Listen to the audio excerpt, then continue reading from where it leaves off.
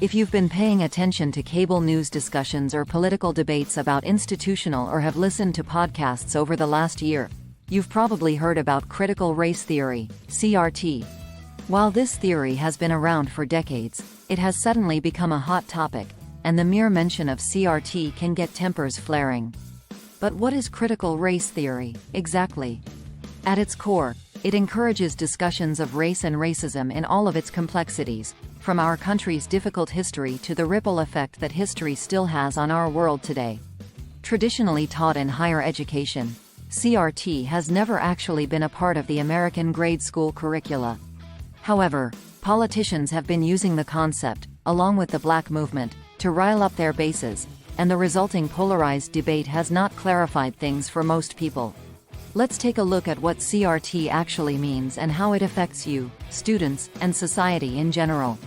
So, what is critical race theory? CRT dates back to the 1970s when it originated as a law school concept.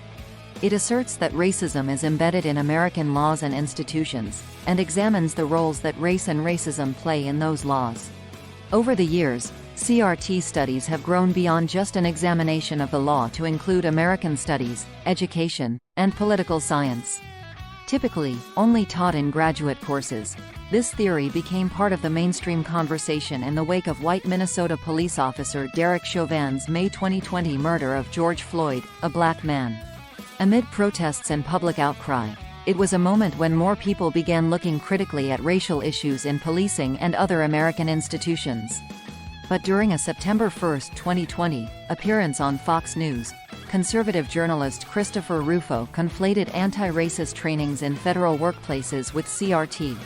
Within days, the Trump administration ordered an end to such trainings in federal agencies, and discussions about CRT began to pick up steam.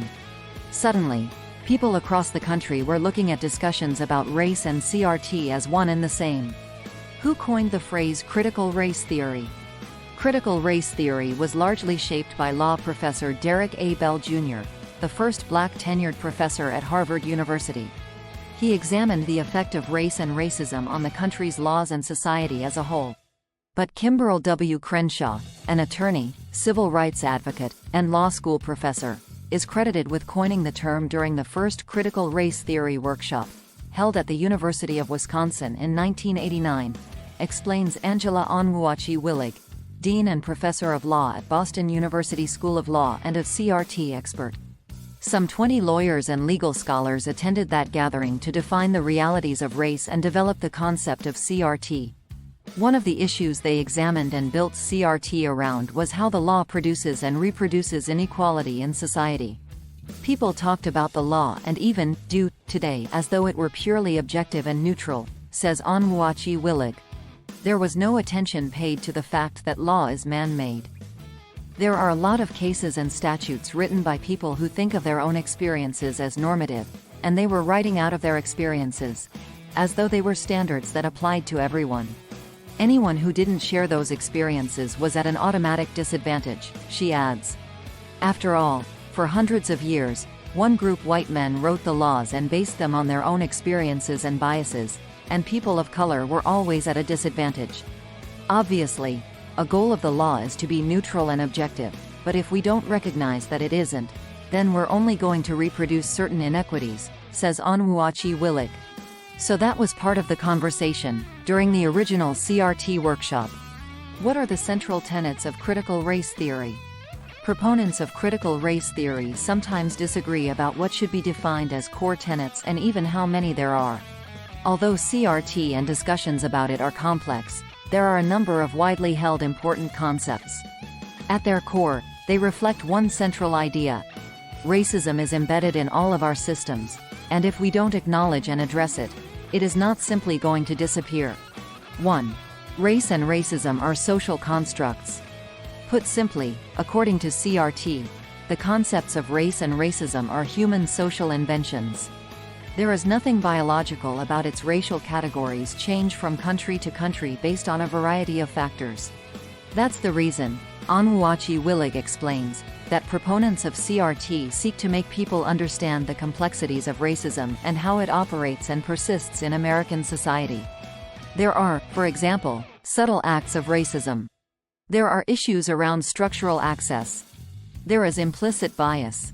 All of these things play a part in why racism continues to exist, even when people are trying not to be racist. 2. Racism is not about individual actors. Racism is built into our systems and exists regardless of how well or how poorly individual people within those systems act. There is a centrality of racism, says David G. Umbrick, Ph.D., an associate professor of sociology and African studies at the University of Connecticut. It's not based on the actions of individuals.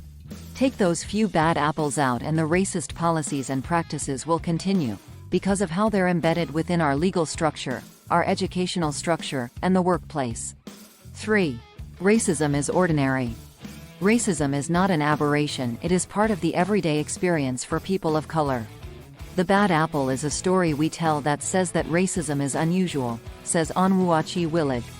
But racism is literally built into systems of many of our institutions, including the law as an institution. And although the laws that govern white and black people are the same, they are not always applied equally. For example, African Americans are imprisoned at 5 times the rate of their white counterparts. 4. People experience the world according to their combined gender and racial identities. Another significant CRT tenet, intersectionality, also was coined by Crenshaw. In a 1989 paper for the University of Chicago Legal Forum, she argued that we can't ignore how people's race and gender influence their experiences. For example, a heterosexual black woman will experience the world and discrimination very differently than a white gay man. People are shaped by the intersection of their various categories. The concept dovetails with anti-essentialism, the idea that there is no definitive archetype of a person. When we think about the essential person in any particular group, we should have a complicated understanding that there are lots of different kinds of people, says Onwuachi Willig. When we're talking about women, we're talking about all kinds of women. When we're talking about gay people, we're talking about all kinds of gay people. 5. People of color only make societal advances when their interests meet those of the predominantly white power structure. The interest convergence principle, developed by Bell, maintains that people of color generally only experience gains and advances when their interests converge with those in the decision-making white elite. Bell wrote a famous article where he talked about how Brown versus Board of Education wasn't specifically about moral will or moral good. There were a lot of reasons why the United States was concerned about its image on the international stage, says Onwuachi Willig. It was in the middle of the Cold War and being heavily critiqued by all these countries about how it was treating African Americans. So, all these things came together to make it such that the United States needed to have that Brown decision. 6. A color-blind approach will not end racism. Saying, "I don't see color," doesn't mean we're moving toward equality. In order to combat racism, Onwuachi Willig says, people have to identify the policies and practices that take racism into account. They also have to consider the history of the country, the ways in which the past and the present have subordinated certain groups, and how those things may still affect them. 7. A racial hierarchy benefits people in the dominant group financially and psychologically. Another important tenet of CRT is that racism benefits people within the dominant group of society in a variety of ways, including having a higher social status simply because they are part of the dominant group. People always ask, why don't the white poor classes and poor classes of people of color form these powerful coalitions? If you look at it historically, part of it is the psychological wages of whiteness and what it means to be white, explains Onwuachi Willig about a concept discussed by W.E.B. Du Bois. There's a psychological benefit, meaning that, I'm not at the bottom as long as my whiteness inherently makes me better than these other people. 8. Different groups are racialized differently. Although all ethnic groups are racialized, they are racialized in different ways. One example is the model minority myth.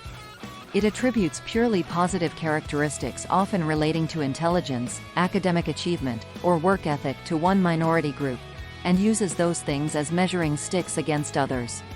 In the United States, Asian Americans typically are stereotyped as the model minority.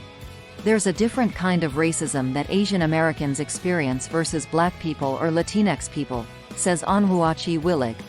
I think people of color, because of our very different experiences in the United States, bring a unique voice to the table about a variety of issues, and that is important. That's why diversity matters. 9. People in racial minorities contradict and downplay negative group stereotypes. Another CRT tenet, known as working identity and covering, helps to describe the ways BIPOC, Black, Indigenous, and people of color, operate in the world as a result of the burdens placed on them and the stereotypes associated with their groups. For example, someone who is working their identity tries to contradict the negative stereotypes associated with the group to which they belong. Onwuachi Willig uses as an example the black law firm associate who works longer hours than anyone else to counter the stereotype that black people are lazy. Often, members of racial minorities also invest a lot of time and energy into downplaying a trait associated with their group. Covering is downplaying their disfavored trait, Onwuachi Willig says. So, somebody tells a joke at work about a group you belong to and you laugh at it or you downplay it. 10. It's important to tell stories about the experiences of marginalized groups. Proponents of CRT also argue that since American history and popular culture traditionally have focused on the stories and experiences of the dominant culture and engaged in whitewashing, it's important to shine a spotlight on the stories of marginalized groups through counter-storytelling. Embrick explains that understanding the experiences of people who have been oppressed can help people understand their point of view and, ultimately, help combat racism. The attacks on critical race theory, he says, can be sort of seen as a way to minimize or render that history invisible, as if it doesn't really matter. Where is critical race theory taught? CRT traditionally has not been a part of most K-12 curricula. Typically, these complex issues wouldn't be introduced until college, law school, or graduate school, according to Onwuachi Willig. But after Rufo brought up the topic in conservative media and other media personalities started covering it regularly, some began to group it with discussions of white privilege and racism or diversity and bias issues in schools. And that conflating of the issues, along with recent discussions about how to teach the long-term impact of slavery and similar historical ills, has prompted an angry response from some parents and school boards. The result has been a recent spate of preemptive bans on CRT being taught to students. School districts from California to Alabama have decided it can't be taught in their classrooms. Bans are happening on statewide levels, too. What is the impact of recent bans on teaching CRT in schools? These preemptive bans may have a chilling effect on students' overall education in both elementary schools and high schools.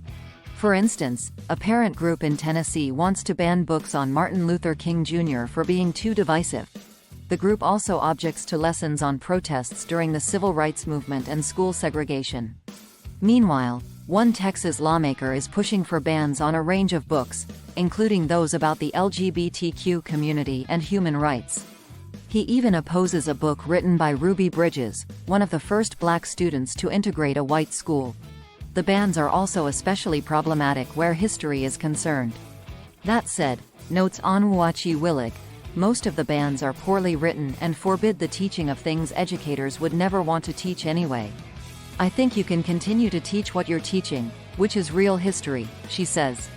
As Embrick sees it, the attacks on CRT are an attempt to render invisible the parts of our history that still affect our lives.